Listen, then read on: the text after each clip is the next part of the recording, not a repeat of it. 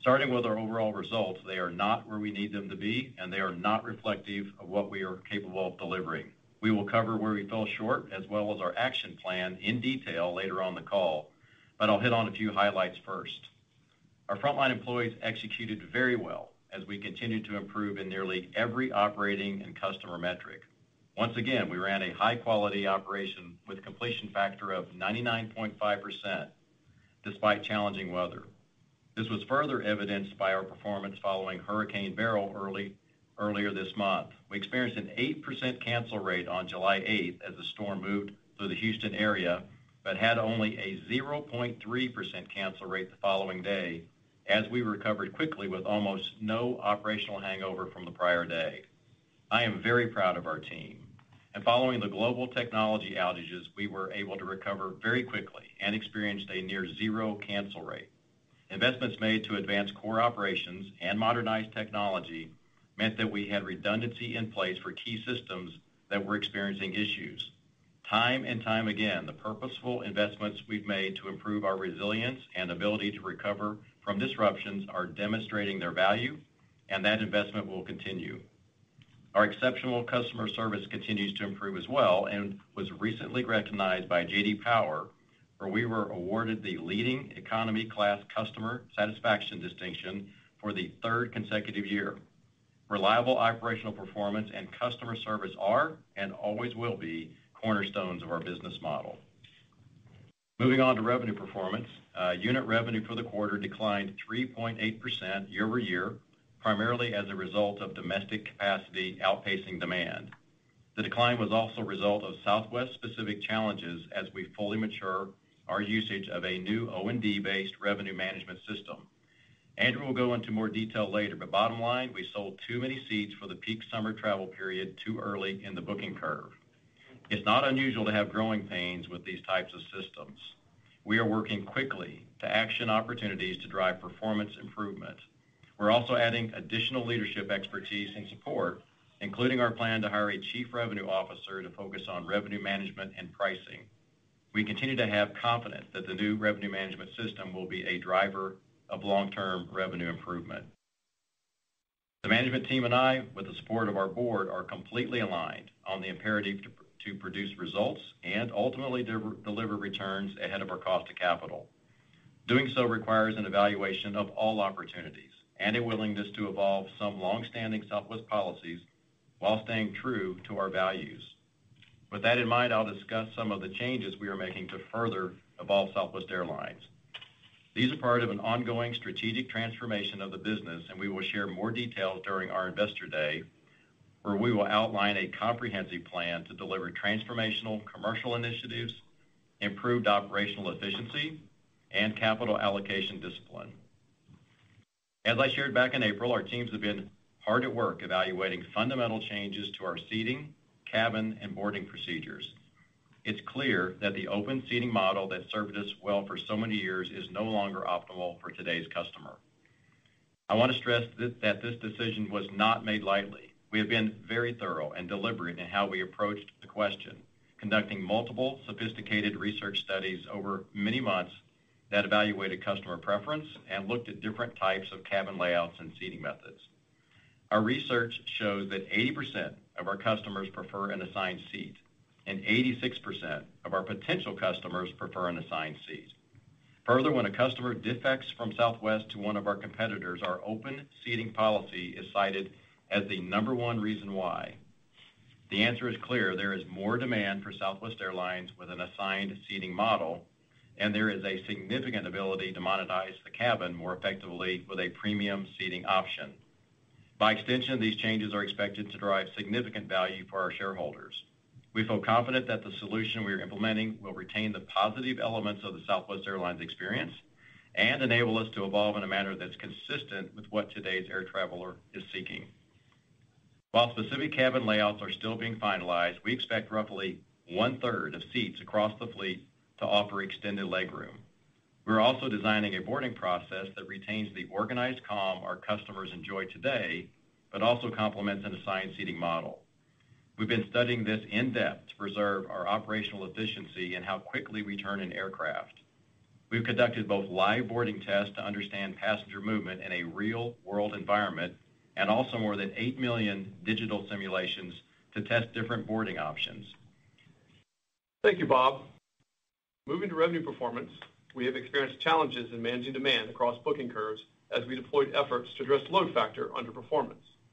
As a result, we experienced yield and ultimately revenue dilution from selling too many seats too early in the booking curve. As you will likely recall, back in the spring of 2023, we transitioned to a new and modernized revenue management system. The system is fundamentally different from and superior to our prior system. The new system manages revenue on an origin and destination basis compared with our prior leg-based system. The decision to implement this new system followed an extensive review of our options, including a comprehensive 18-month-long pilot to evaluate and test 2 new revenue management systems against our prior system. What we directly observed during the testing period was that the system we selected consistently produced superior results. The goal is to maximize the revenue performance of our flights, especially our best flights.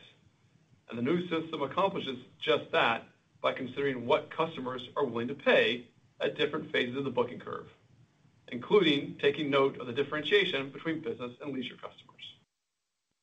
However, adapting to a new system is not straightforward. Add to that changing schedules from Boeing delivery shifts, and what we got was a complicated rollout. The first question comes from Brandon Oglenski with Barclays. Please go ahead. Hey, good afternoon, and thanks for taking my question. Bob, we definitely appreciate the new product changes that you announced today, like extra legroom, red-eye flying, but I think you'd agree these have been offered, for decades at your competitors. So I guess, can you give us insight into the timing of this? Why now? And why wasn't this looked at maybe even just a few years ago when you did do like a cabin redesign? Yeah, Brandon, I think a lot of things changed. I mean, you have changing demand patterns. You have customer preference that is always changing. It changed to some extent also coming out, of the pandemic. You can always debate, when. At the end of the day, it's the right thing to do right now. Particularly as we, over time, have flown longer and, flights are more full. I think that is a large driver of this.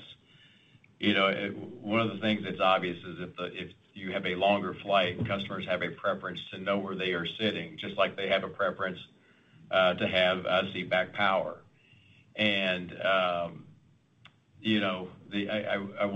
admit, a bit surprised. We did extensive research here, tens of thousands of customers surveyed, a lot of work, conjoint analysis to understand products, what customers prefer, what they're willing to pay for. And while I wasn't surprised that the preference ended up coming out for assigned seating and more premium options in the cabin, I was surprised at the level of the preference. 80% in favor of assigned seating amongst our customers, 86% amongst those that fly other carriers. And then, of course, we reported it was the number one reason that customers, when they defect from Southwest Airlines, that they leave us. So it's very clear that there's strong demand. But you can always pick the time and the place. I'm 100% forward focused. In other words, we've done the work to ensure that this is the right change. The change is right to do now. We are not quite ready to share the timelines, other than that we plan on selling the new seating in 2025, and we'll share all of that at our Investor Day in September. But it's clearly the right thing to do for our customers, for our employees, and for our shareholders.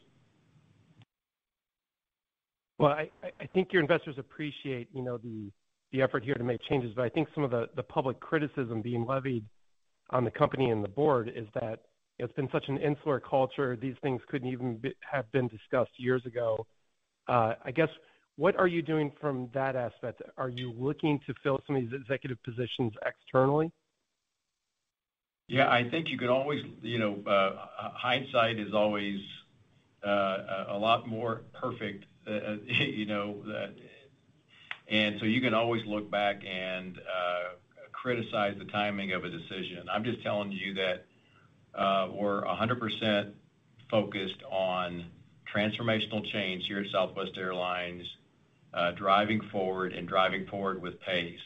You heard us today announce not just the assigned seating and the cabin changes. You heard us announce red-eye flying, which is not something we are working on. It's something we have worked on, and it's in the schedules published today. We've been working aggressively on operational systems, which we can talk about. And that work on operational systems allowed us during the tech outage last week to have I believe it was a 99.8% completion factor on the day of the tech outage. And we had critical systems to the operation affected.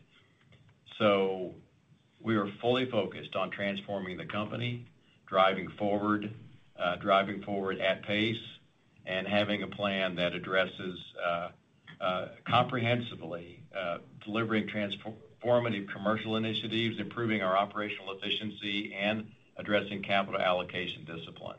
The next question is from Savi Syth with Raymond James. Please go ahead. I was curious, I think, Bob, in your comment on CNBC, you mentioned that you just sold too many seats at too low prices. And I don't know, Ryan, if you want to kind of talk about, you're seeing a lot of fare sales still out there, and that doesn't seem to jive with realizing that you've sold too many seats at too low prices. I was kind of curious if you could talk about, the fare sale activity you're doing today and how we should interpret that. So we've had a strong diagnostic to understand what's happening. We've had experts, third-party experts in to help. We have a strong action plan, and that action plan is being put into place right now. We're also adding more expertise, senior leadership over the area, simply because it is more complex. Maybe tearing that apart a little bit from the fare sale, it's also clear, and the RM system, it's also clear that there's simply more capacity than on the domestic side than demand right now, and so that's got to be a piece of what you're talking about.